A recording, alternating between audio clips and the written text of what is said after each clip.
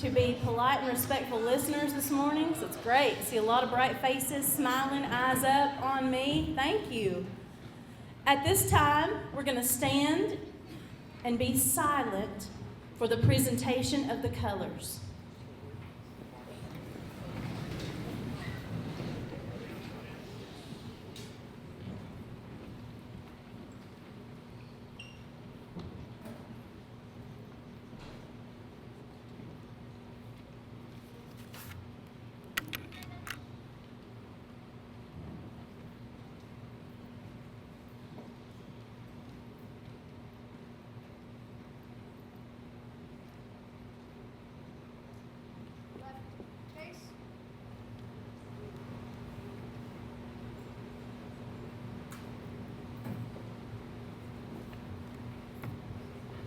Please remain standing for the Pledge of Allegiance and our national anthem. Attention, salute, pledge. I pledge allegiance to the flag of the United States of America and to the republic for which it stands, one nation, under God, indivisible, with liberty and justice for all.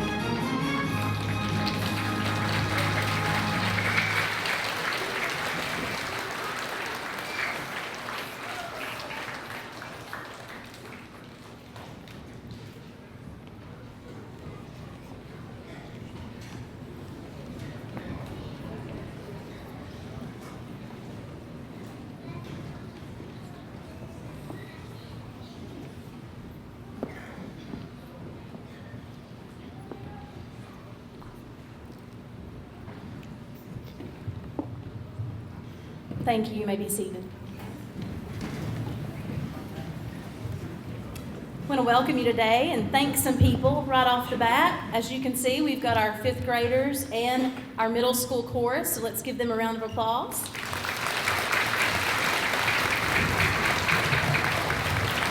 Let's thank our fifth grade boys as our flag bearers. They did a great job. Thank you.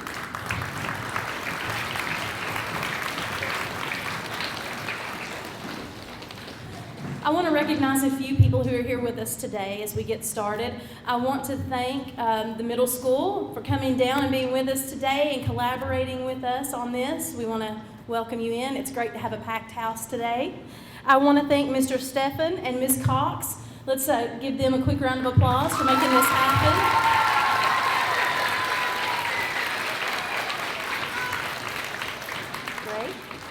And then I want to thank and recognize our directors that were able to come out today from central office. We have Shelby Hahn, Andrea Russell, Paula Sellers, Katrina Oakley, Ryan Sutton, and the ACTV crew back there. And then we've got Dr. Tim Parrott. And we could not do this without them. They really support our efforts at the school level, and they give us what we need to make things possible. So let's give them a round of applause.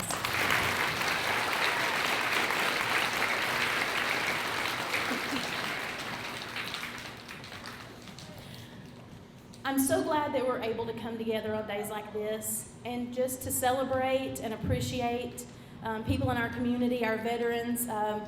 They have given and sacrificed, and their families have sacrificed, and they have paid the ultimate price, laid down their life, and seen their friends do the same, to make sure that we understand that we have the freedom to do these things and be here in school. And it's important that we get together and just show our patriotism and our appreciation, and that we're able to come together and just have that love of country. And they are people that really show us what that's all about. And it's just so wonderful that we're able to do this today, and I want to thank them for coming. So let's give our veterans a big round of applause for coming to join us today.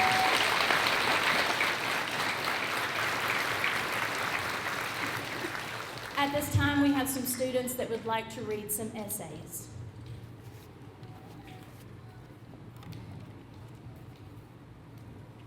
On any given day while we are at home or school, soldiers travel the land or sea to make sure we stay safe, to protect us and keep us free. They let us live our lives the way we want. We are free. We cannot honor them enough.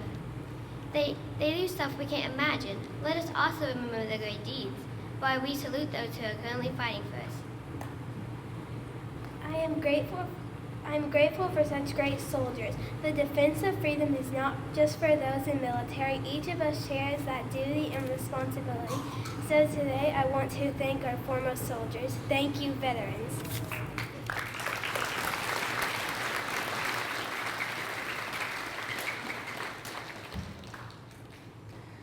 I love the veterans because they serve our country and many have died for us. I have a good life and I am free because of them. I want to thank all the veterans for their bravery and sacrifice. If you did not step in, we would not have the things we have now. So from all of us here and the rest of the world, we love you, and this is why we celebrate Veterans Day. Thank you. You are all our heroes.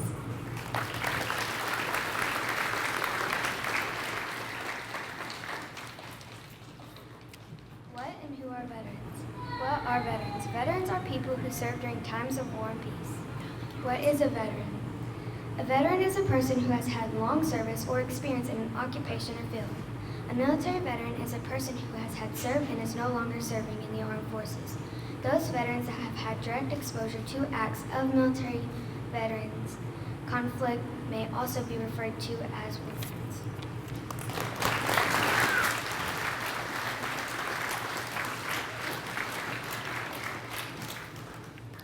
The price of freedom is high. We cannot afford to forget those willing to pay the ultimate price. We would like to observe a moment of silence in memory of those soldiers who gave the ultimate sacrifice, their lives. Also, let us remember those soldiers who are missing in action or prisoners of war.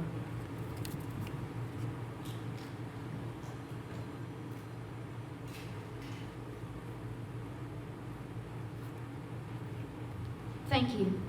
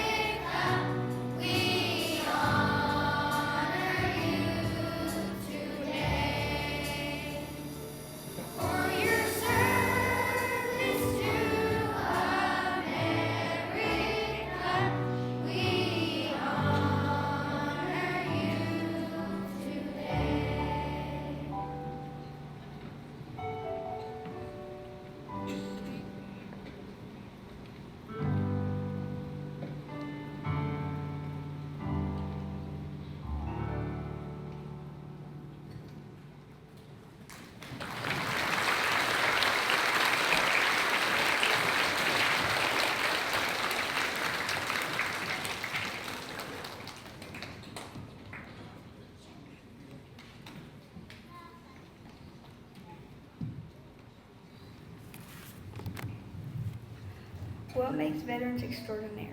Veterans might be somebody's uncle, mother, daughter, or brother. Not a lot of people can pick out a veteran out from a crowd of people. They don't walk around decked out in medals or brag about what they have experienced. You can't imagine what they've seen or know. All these things hidden away in the vault that no one can see. How are we supposed to honor these veterans for what they have accomplished for our country? Can it be veterans that don't expect us to recognize them for what they have done? Look around you. Look for that ordinary individual. Look for that person who doesn't stand out in the crowd that deserves to. Look for that selfish individual who gave bravely and fought for our freedom that we still have today. Veterans are extraordinary, no matter how ordinary they appear to be. Thank you, veterans, for your service to our country.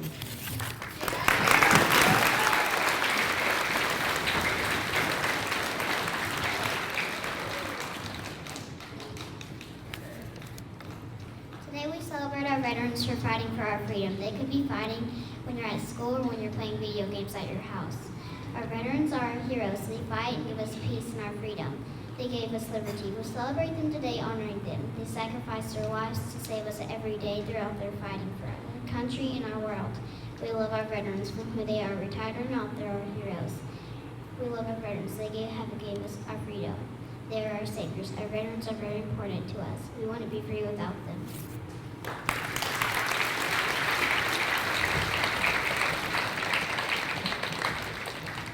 Veterans defend our homeland, making great sacrifices along the way.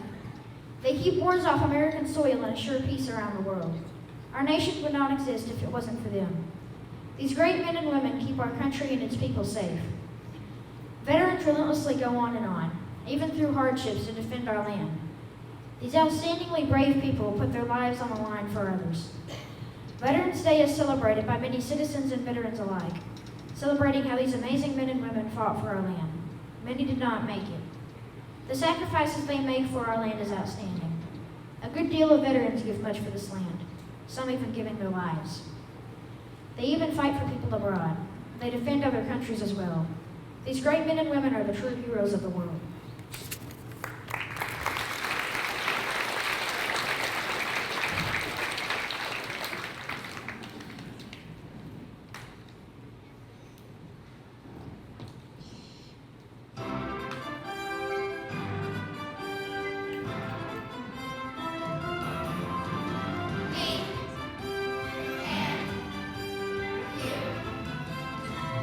All American, listen up. We are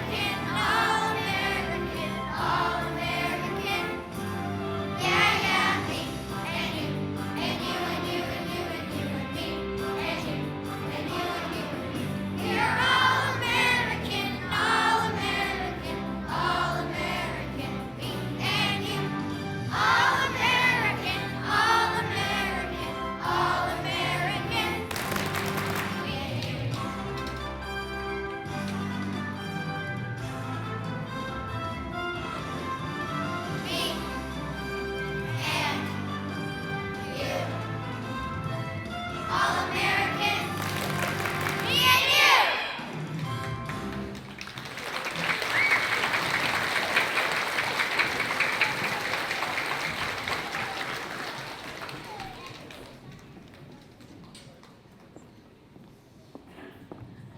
Thank you. Let's give this chorus one more round of applause.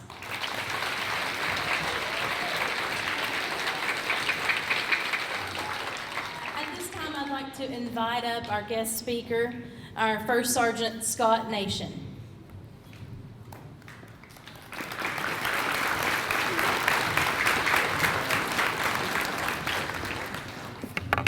Good morning. This is going to be a rarity for me. I usually don't stand behind a microphone, but this year there's a big crowd. But first of all, I want to say thank you, Miss Hobby, Dr. Parrott, Miss Cox, Miss Sutton. They're the one that helps put this program on for us to come to each and every year. I'm not going to forget Mr. Frank Phillips, who these miraculous phone calls I get out of the blue about these. But I like for all these to stand, and let's give them a round of applause for putting this on. Because if it's not for them, Veterans Day would be forgotten about. So if y'all please stand. Miss Bobby, you too.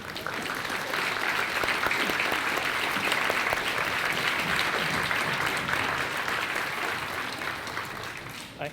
Thank you. The other thing I want to do is recognize each branch of service veteran. If you served in the Army, please stand.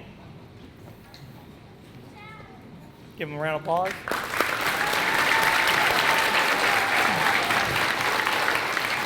If you served in the Navy, please stand.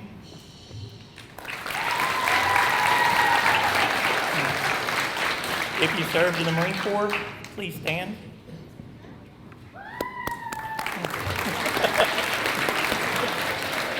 If you served in the Air Force, please stand.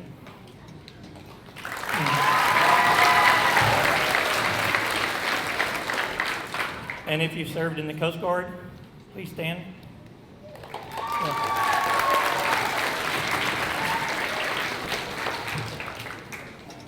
As you can tell, a lot of us serve in the military, a branch of the military, and most time you never know we served. I bet you if you ask your parents, your grandparents, there's somebody in your family line that has served in the military in some form or fashion. So a couple things I want to talk about, and I'm going to try to make sure the younger students understand also. So if I am talking smaller terms, I apologize on the front end, but I think it's important for them to understand also. Not just us older group, us veterans know why we're here and what Veterans Day means. But for me, it's also important for me to make sure the youth understands why we're here. So one of the reasons that we talk about a lot of time is there's many reasons on why a service member joins the military in whichever branch, form, or fashion. A lot of times it's just the commitment to serve, just like some of you have the commitment to get up and every day, come to school, not miss a day, do exactly what the teacher says. That is your commitment to come to school. And that's a lot of our commitment, just to serve in the military, is that's what we want to do.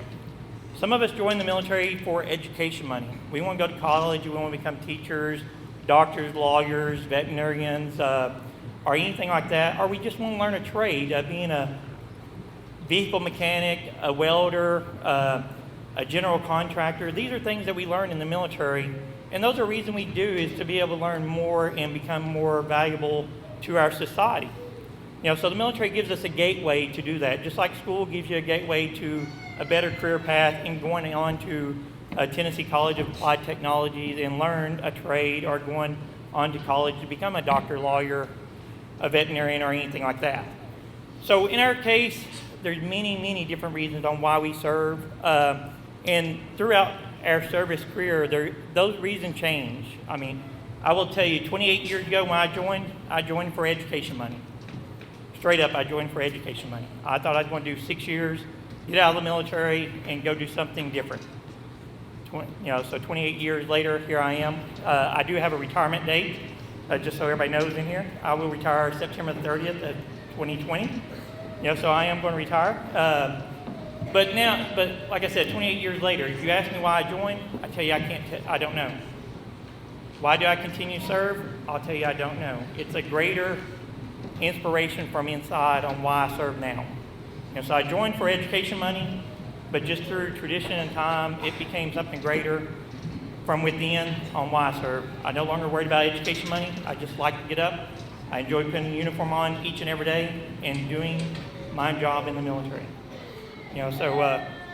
So that's the big reason. And if you ask each of these veterans that you got out here, you ask them why and what they did in the military, they have many reasons. So you going to school every day is a good thing. And also in the military, there's some of us that we join and we think it's the biggest mistake. So those of you that don't like coming to school, trust me, they're in the military and everywhere else, there's people to tell you still you have to be there all the time. So the second thing I want to talk to you about is goal setting. And I'm going to break this down a little smaller. So all the smaller children in here, if you got a favorite toy that you want for Christmas or anytime, that is your goal. That you want that toy at any expense. So us in the military, one of our first goals when we join is to complete basic combat training. And we had somebody in our friendship, family, say, you cannot do that. You're not strong enough. You're not tough enough to complete training. And I'm going to call them out. All veterans that had somebody to tell you that you wasn't going to make it through basic training, raise your hand. Every one of us had it. There's somebody that we know that told us we could not go make it through basic training. So that's like that toy that you want. If you want that toy, you can work hard towards it, save money, do chores at home to get money to buy that toy. So that's a goal that you're setting for yourself, is to attain that toy.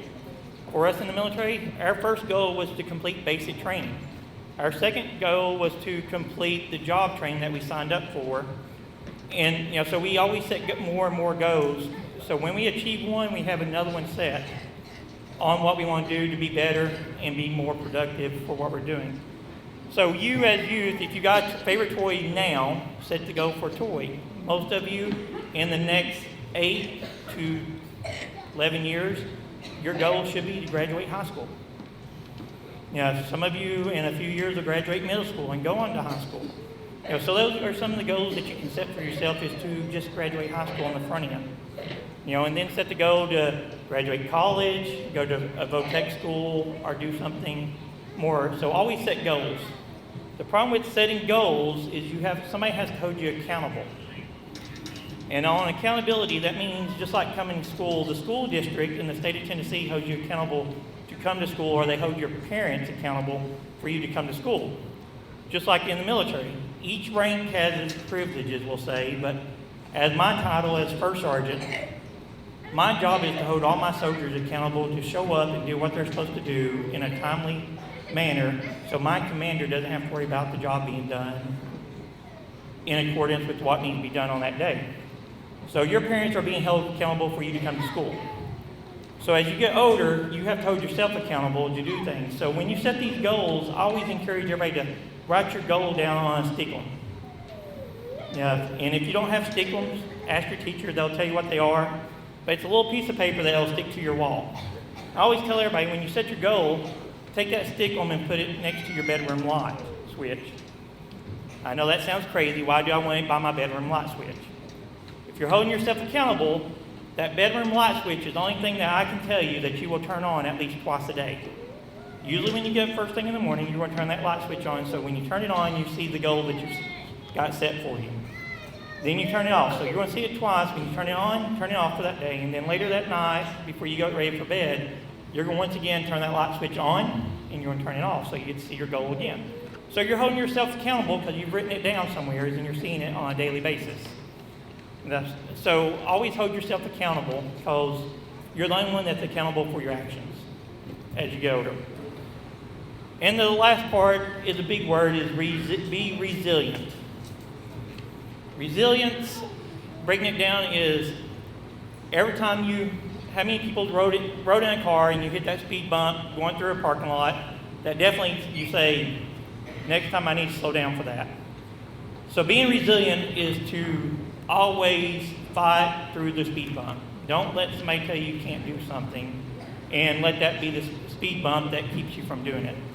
Because if you are, that's affecting your resiliency in accomplishing your goal. So always strive for better, do what's right, hold yourself accountable, and be resilient. Don't let anybody discourage you, because there are millions of people out there that will tell you in a heartbeat that you can't do something, or you can't achieve something, or you're not smart enough, or you're not bright enough, or you can't do this because you're not tall enough. Some of you basketball players, if you look back in history, there's a guy named Spud Webb, which was 5'6", but he could dunk a basketball on a normal goal. He played in the NBA. His whole life, everybody told him he wasn't tall enough to play in the NBA, but yet he made it there.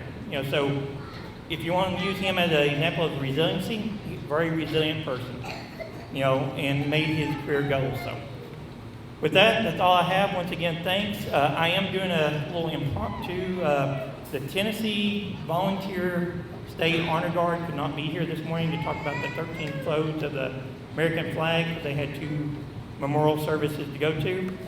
So I'm apologizing on the front end, because I'm using my cell phone, which is not normally something I do. So most of you have seen the American flag being floated, all from a coffin or anything like that. So I just want to real quickly tell you what the 13 flags floats stand for.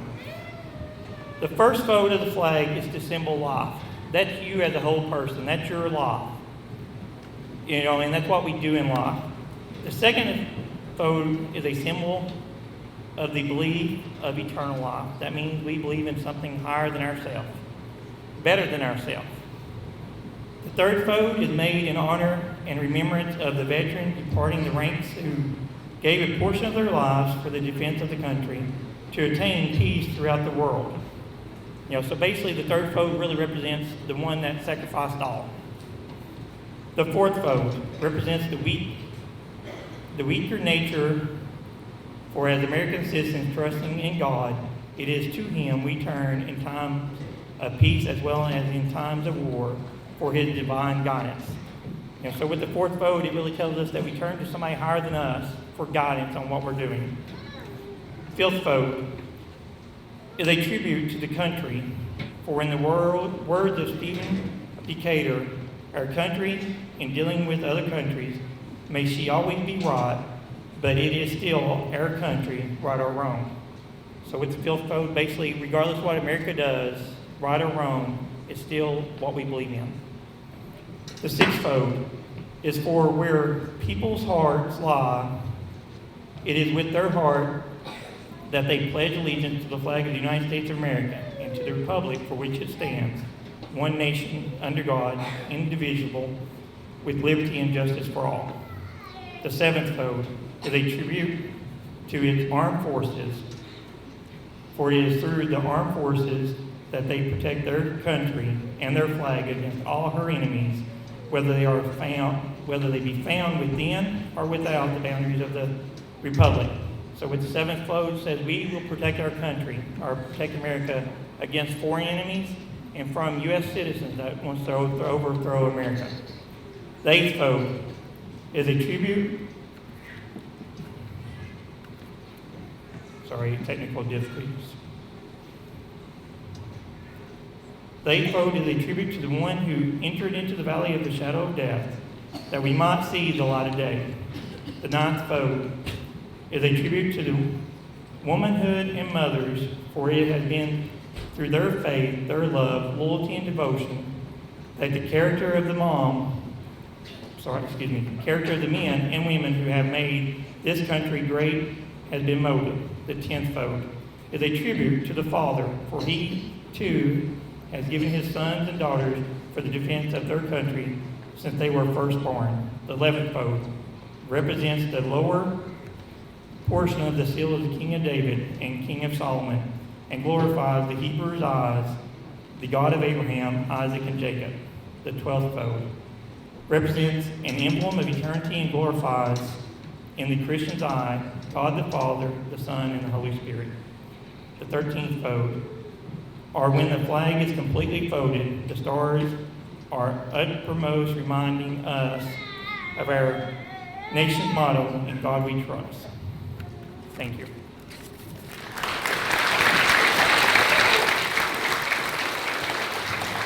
this time, I'd like to introduce our superintendent, Dr. Tim Parrott.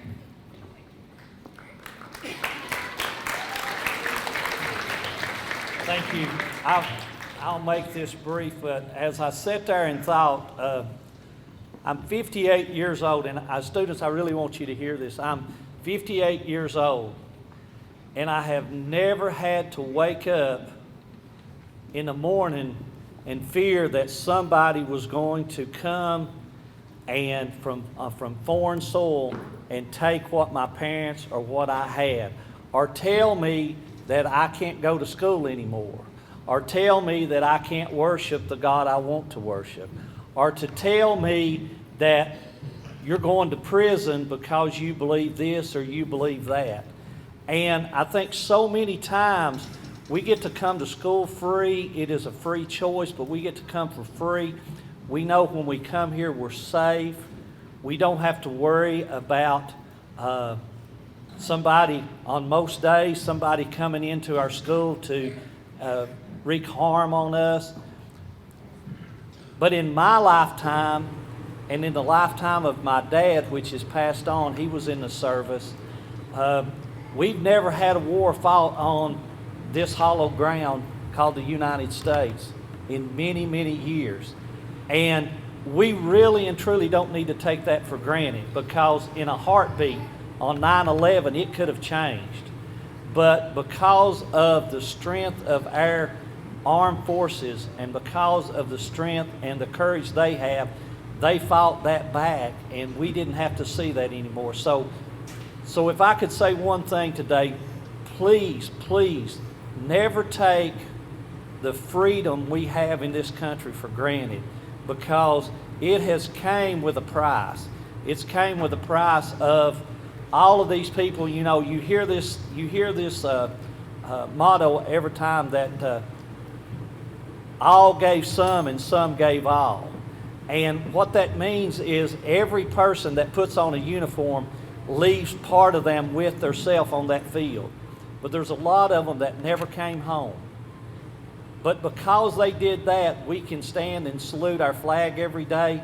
And I hope you don't take that for granted, because there's some countries that you can't do that.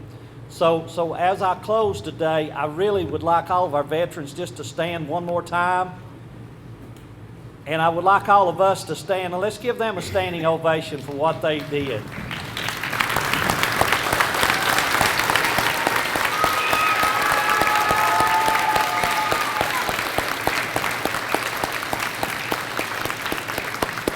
Thank you.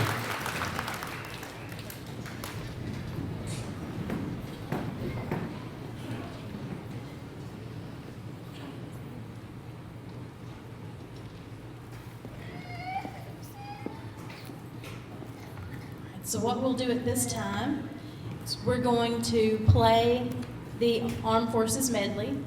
And when you hear your song, please join us at the back. We'd like to make a receiving line with you all so that as our students and guests leave the building, that they're able to shake their hand and tell you how much they appreciate you.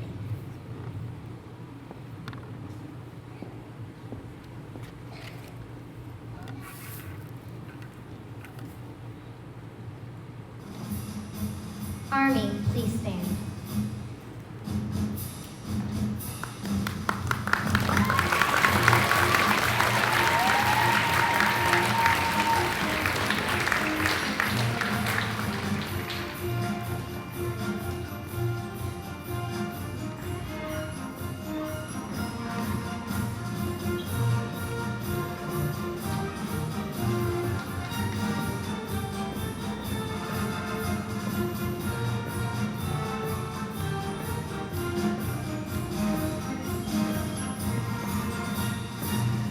Navy, please stand.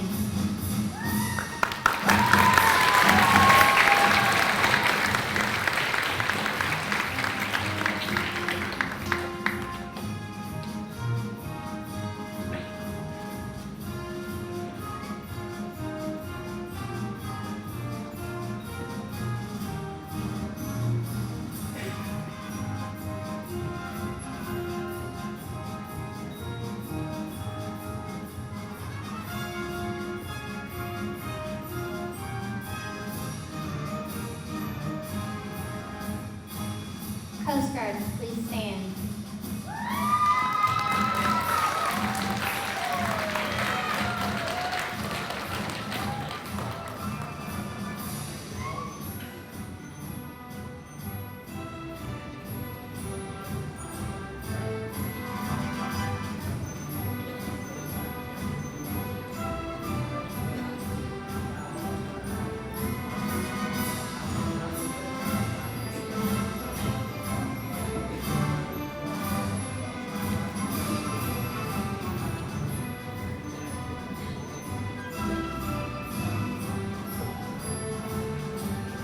Air Force, please stand.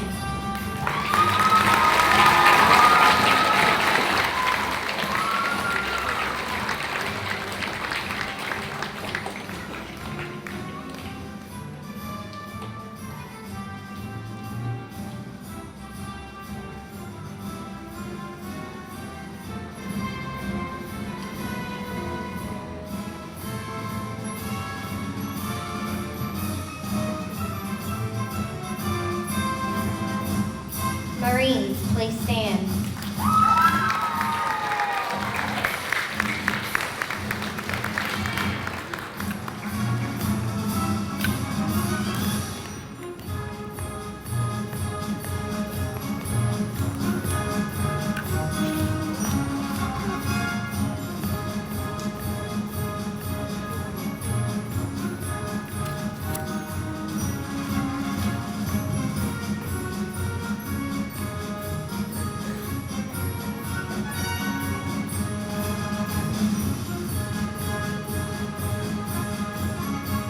Thank you, veterans.